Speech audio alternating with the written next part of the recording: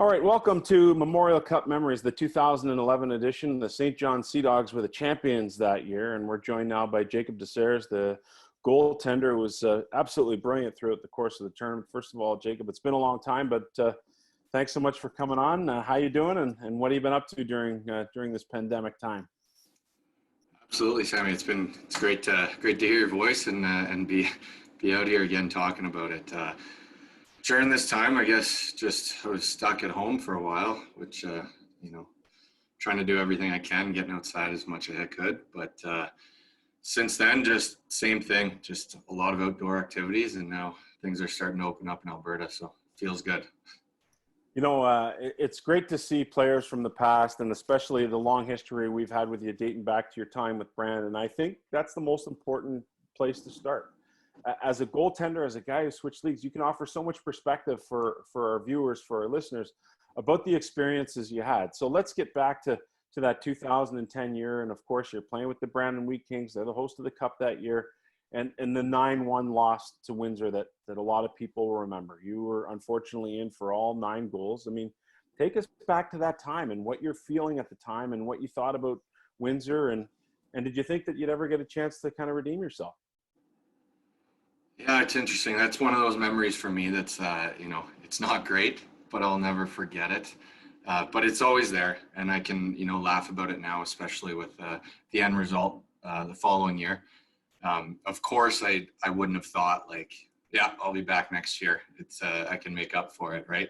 I was going into my 20-year-old year. I didn't know what was going to happen in a lot of aspects. So just was hoping to go back to Brandon. I did. And then before you know it, Kelly McCrimmon and Mike Kelly ended up getting talking, and somehow I was heading out east. Yeah, that's just crazy to me how that works out. I think it was October 10th was the announced date of your signing with the St. John Sea Dogs, but you're sitting there, you're playing in Brandon. How does that play out for you? I mean, obviously Kelly McCrimmon is the general manager and head coach for Brandon at that time, who had a lot of say in all matters with the Wheat Kings. But was it at some point, did you go to him and say, hey, what's going on here? Or was it a situation that simply arose through hockey conversations that took place at the management level? No, actually, Kelly was so good at being open and honest throughout it all. At least once a week, I'd sit in his office with him, and he'd kind of tell me where he was at, whether it was, Jake, I still don't know what I'm doing. It's, where I'm looking at. It's either going to be you and stick with you as an older guy, or I'm going to go with 2 young guys. But he's like, I still just haven't decided that yet. So I'm just, if you're fine holding off, I feel like, if I don't keep you, there's going to be a good spot for you. I'm not just going to let you hanging out to dry. And he always did tell me that. And to be honest, I don't know for sure, but I think it almost made his decision easy when Mike Kelly came to him and said, hey, what about this guy? And because he called me in the office immediately, and he's like, there might be some other opportunities out there, but he's like, I think this is what you should do. And he kind of said, he's like, didn't push it or force me, but he's like, would you want to do this? He's like, I recommend this is the play and the best for your career. And so I trusted him, and I said, yeah, let's do it if we can make it happen. And then he said, all right, well, I'll let you know tomorrow. I'm going to do everything I can to get you out there. Wow, that's crazy. I mean, you have to be really appreciative of those candid conversations, though. I mean, you're not just a kid who's coming into the league anymore. You had a lot of experience, a lot of success in the league. And I'm just amazed at how open those lines of communication are. And then it comes together. Were you familiar at all with the relationship that Kelly had with Mike Kelly of the Sea Dogs, or did that come to you later once you had signed with St. John? I previously wasn't aware, but as soon as these conversations started to happen, Kelly was immediately like, hey, I know Mike really well.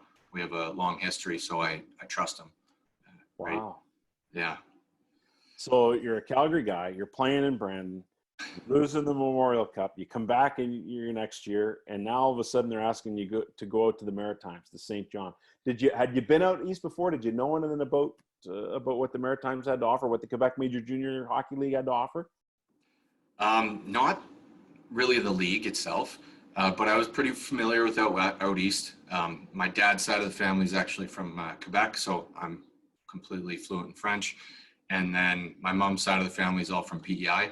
And so our family reunions and everything were always out there. So I'd spent a fair bit of time out east a little bit, well, a lot in the Maritimes, and then kind of just the odd little trips when we'd leave the island.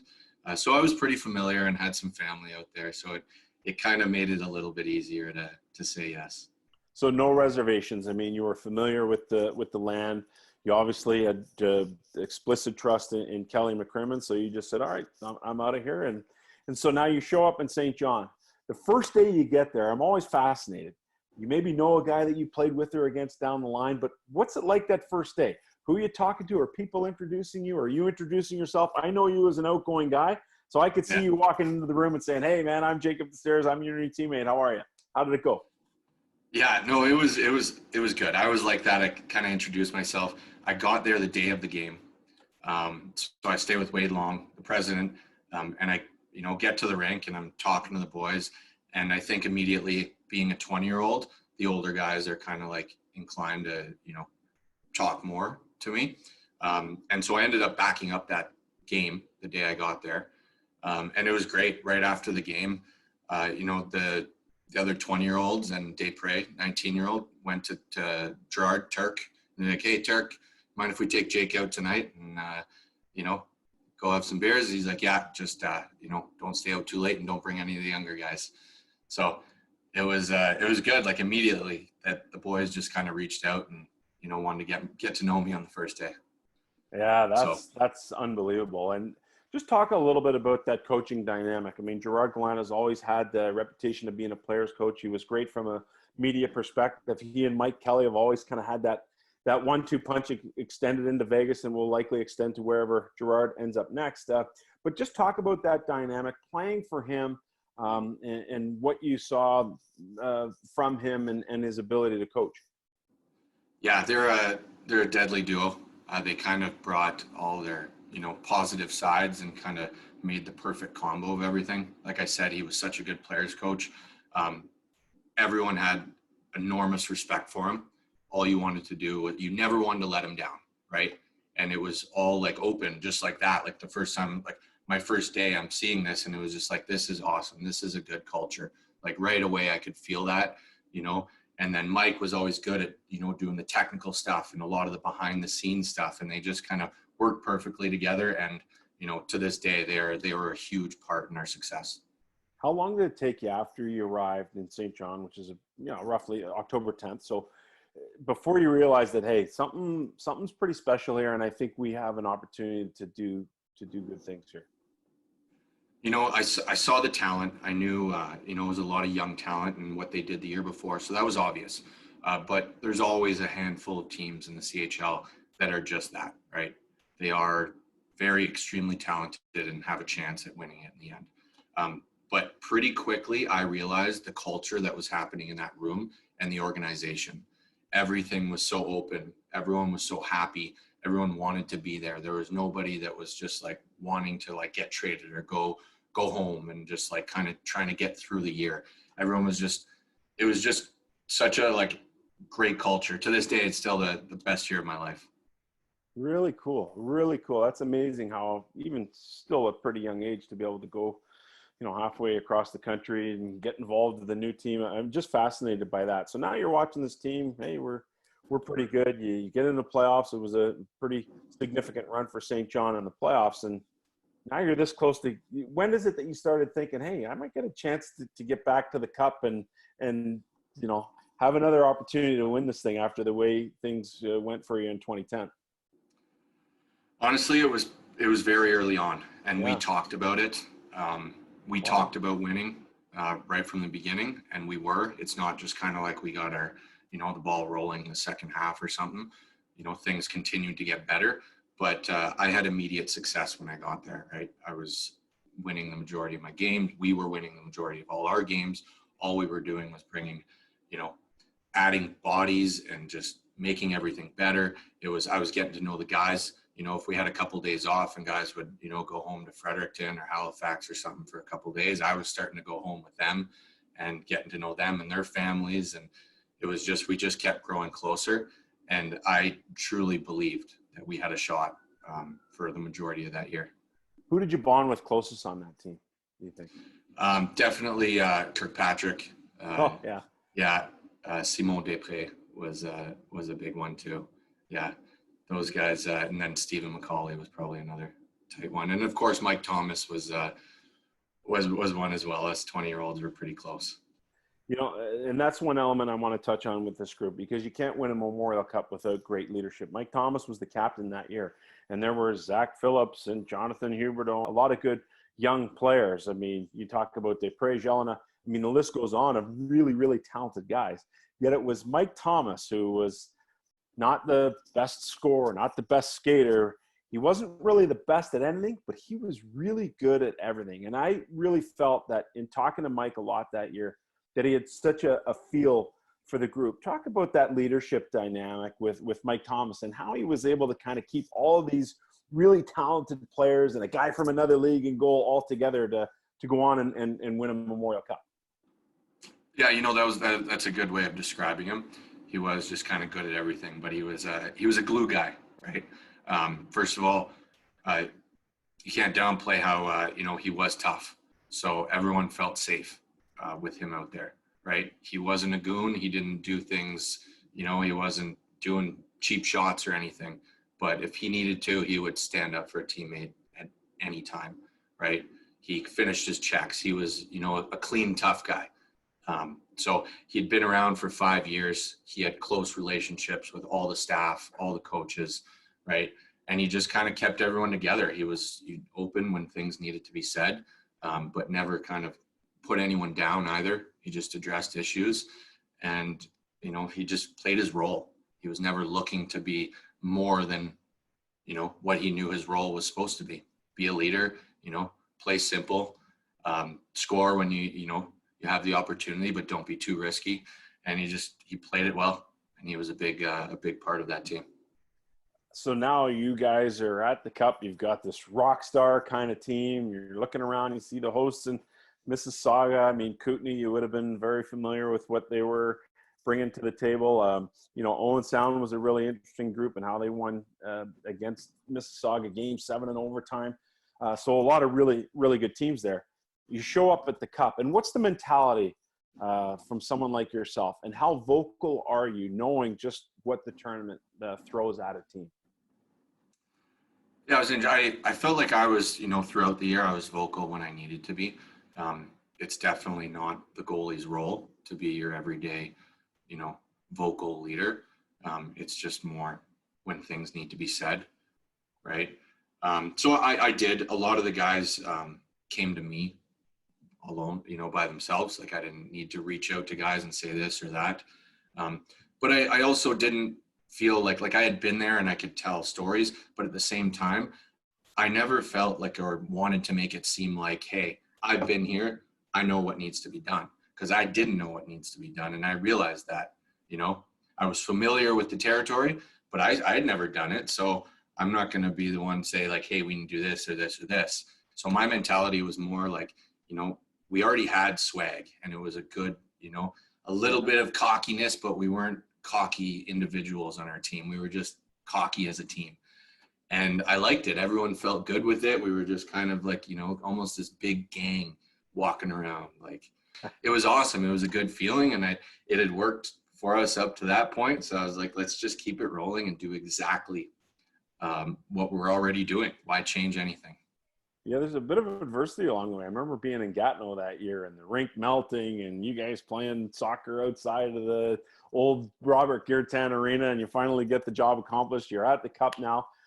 Opening night, what are you thinking opening night? Are you trying to make it as much just another game as possible, or are you thinking this is the start of my next opportunity to do something big? No, I try not to think about that too much. I always just tried to be like, hey, it's another game. It's another important game. But this game isn't any more important than the last game in Gatineau for winning, the Q championship. So I just tried to treat it the same way I was treating playoff games. And at that point also just, hey, Jake, you've got nothing to lose, right? Just go out there and try and stop the puck. Do what you can, be prepared.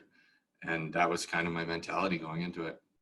Wow. And you know, you talked about, is there any particular memory of any of the games from the start of the tournament on before the championship that stuck out to you?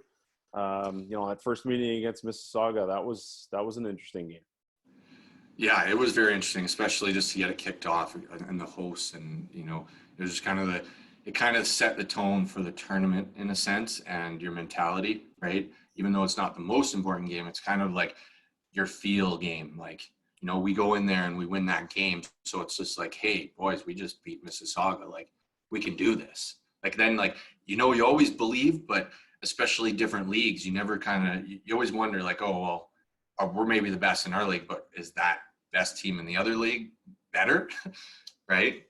And especially for me coming from the year before. And I mean, I think we were, despite the score, we could have done better if just in different circumstances, maybe different attitude and this and that. Right.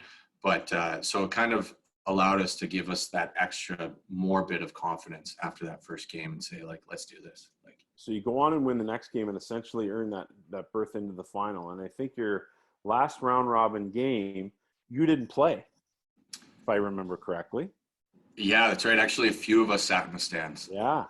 Yeah. So, And it was to rest. I think I remember Desprez was, fighting something, and everyone was just, so it was just kind of like, let the bodies rest and give it all for the final game. and that's a fascinating dynamic for me because you're always balancing. You guys have played such a heavy schedule to that point to win a Q championship. You kick off the tournament, so you don't have, a long amount of time between winning the Q title and starting the cup. And now you're going to get 4 or 5 days off. Did that enter into the mindset at all? Was anyone worried about that? Or was it just that business as usual? Turk's giving some other guys a shot. Some other guys are getting rested. We know we're ready and good to go for the final.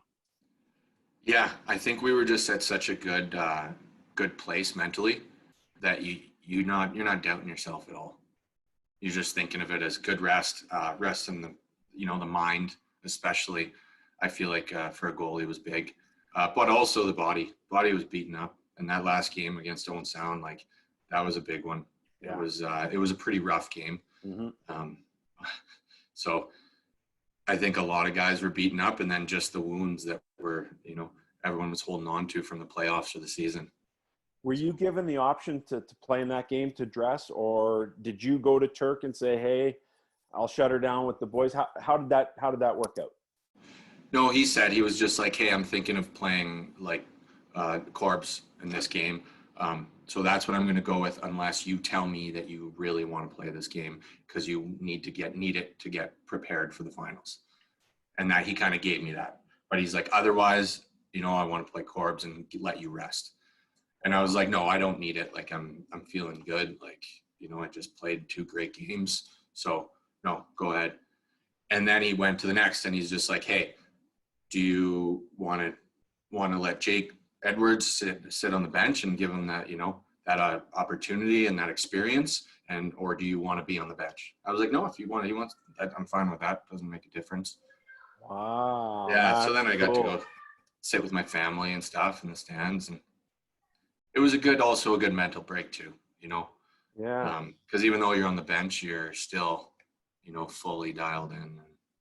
But it was just very loose, like I said, it was kind of like, if you want it, but otherwise, like, I'm sure you're fine. Wow, that's unbelievable to me. I spent some time with Pete Lubardius, of course, in a socially distant manner earlier in the week, and he was the guy I was calling the games with at that time. And Yeah. the one thing he really was struck by with you, and you'll remember this because I think Pete was partially responsible for shutting it down. After the time of the morning skate, you held a scrum that kept everyone captivated for well over 20 minutes, which is really unusual for the starting goalie. And of course, your ability to speak French made sure that all the media stuck around for you. And if I'm not mistaken, Pete might have given you a nudge and said, "Hey, man, you might want to consider shutting this down. You got a big game tonight." What was it about you? Were you just so comfortable, or were you just felt like, "Hey, I'm this close to redemption, and I want to get my story out there"? What were you thinking at that time? So when I was on the ice, sticking around, When or the media scrum right after the morning skate. Oh yeah. Oh yeah, it was long, man. It was really long for anybody, Yeah. not just the starting goalie. Yeah, no, I was just kind of doing my thing. I didn't want to, put any, I feel like just denying this or no, I can't do this was just like added stress, and I didn't mind doing it. Like, what else am I going to be doing? Just sitting around. And Yeah. because, like, on top of that, I remember after the first period of the final game, RDS pulled, Yeah. and they did a French interview too. And then I got in trouble for that as well. And it was, yeah, I don't know. I was just kind of going with it. Yeah. Well, I will make slight corrections. TVA Sports, those are our partners. So I want to make sure that I get out there. But they're the French carrier of the CHL game.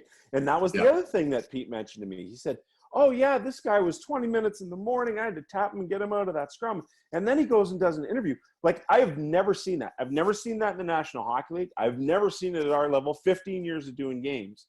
Was it just that you were coming off the ice and they asked you, and or was it pre-planned before the game? Like, how did it work? There's nothing pre-planned. It was just kind of, I was trying to be nice, I guess. Yeah. I didn't want to deny anyone. That's so you, though. Oh my gosh, that's Yeah. unbelievable. Chris D'Souza was a guy who had a lot of chances in that game. I went back and watched it last week. The right pad of Jacob DeSerres, I think I was talking about in my analysis, is some of those saves you made. When that game starts, we've talked about the first intermission, but when that game starts, again, does your mindset change from what it had in the tournament? You had that, the few day layoff, or were you just trying to treat it again as normal as possible? Yeah, I think at that point I was, I was in a rhythm, and you kind of get in that flow. Like, you get in the zone once the game starts. And I was just at that point very good at just like shutting everything off, getting in the game, and even taking breaks between whistles and giving my mind a break, and just not thinking too much about anything. So yeah, it's like, if you can, if a goalie can stay in that mindset and that zone, and those are the ones that are, NHL All-Stars now, is because they're the ones that are most capable of staying in that for the longest period of time and be the most consistent at doing it. So that's kind of what I think happened to me. Well, I know what happened to me, and it's what you always strive to do more often than not.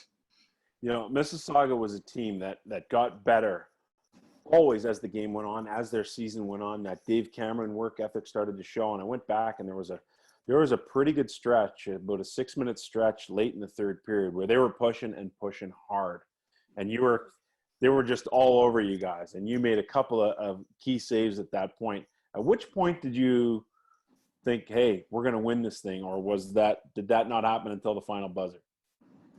Yeah, as soon as you start getting thoughts like that creeping in, you Yeah. just got to stop it and just go back and just like kind of be like, nope, I'm focusing on the next save. That's all that matters. Right. Amazing. So I don't recall having those thoughts, because it would have been, it's never a good sign. Yeah. Right. Because then you're just wishing for the game to be over and trying to, run out the clock. And as a goalie, that's the last thing you want to do. So I was just trying to always keep my mind on like, hey, next shot, next save. That's all that matters. Final buzzer goes. Exactly. Did you think about 2010, or were you just in the moment and so elated? Because if I can remember, some of the reaction was almost like you looking up and saying, geez, man, thanks for another chance here. Yeah, no, I think it was just, I was so in the moment, It wasn't just like in the moment, it wasn't about redemption. It was just like, there's no better feeling in the world than being a champion. Right. At least, what I feel there. So it was just being in the moment and literally just feeling like, hey, we did it. We did this. Like, after like this entire season, we're here and we're the champs. So that feeling is just like, you can't even explain it. Yeah, you said the greatest year of your life, and of course, probably the most important game you've ever played. Do you ever kind of just sit back and think about that time at all? Definitely. Yeah. It was, it was the best because of many reasons, like because we were champs and, we won a lot throughout the year, but because of everything else too. It was all about the entire experience of the whole process that was amazing. So I definitely do. At times, I actually pulled this out here. I have it, on my bookshelf. Cool. And sometimes, in a blue moon, you pull it out and you go through the season and everything. So Awesome. it's still there, and sometimes you reminisce a little bit. Where's the ring? The ring is upstairs in my bedroom. Cool. Yeah. You ever wear it? No, No. I don't. It's Yeah, just put away and kept for safekeeping and get a glance at it every now and then. exactly. I think one day once I, have my forever home, I can build something that maybe puts all my memorabilia. I still have all my different goalie masks. I have not, I don't have any of my equipment, but all my goalie masks over the year I've held on to, and then my rings. And so maybe one day we'll have a little bit of a small shrine. Awesome. Oh, that's super cool. I'd be remiss if I didn't touch on some of the players who've gone on to great things in the National Hockey League. Jonathan Huberdeau, when you look at where he was at that point when you joined the team, what were you thinking about him, and did you get a pretty keen sense right away that he was going to be a special player? Absolutely. It was pretty easy to tell that he would be a career National Leaguer, and most likely be, a very good career National Leaguer, just by everything, by his skill level and his the way of a type of a hockey player he was, but also just what type of guy he was. It was just like, yeah, this is the type of guy that's going to make it all the way. Unbelievable. I think back and, geez, we're almost 10 years to that time, and just watching you grow from 2009 through to 2010 and then 2011, and then kind of following you through the University of Calgary. You get a chance to bounce around the East Coast League in 2015-16. At what point, did you say, all right, enough's enough here? Yeah, no, it didn't really. It was more because I was going to go back to Alaska, actually. And then, in like September, they affiliated with Vancouver. And so then Vancouver kind of, we're bringing our guys in. Yeah. So that kind of, then it like left me without a job initially. So then I went to play with Lacombe, who I ended up playing, a few years with. And I was going to so I reached out and said, oh, okay, I may as well go to Europe. And then from there, I had an ankle sprain, and I was done for 6 months. And kind of at that point, I was like, all right, well, time to get a job. And, I enjoy playing senior with these boys, and, go from there. Unbelievable. Well, listen, I can't thank you enough for taking the time to recount and give us that unique perspective that you had in switching leagues and losing one year to winning the next. Amazing stuff for our CHL viewers that have dug back into the archives for 2011. Jacob DeSerres, goaltender, St. John Sea Dogs, Memorial Cup champions in 2011. Thanks so much for taking the time, Jacob. Absolutely. Anytime, Sam.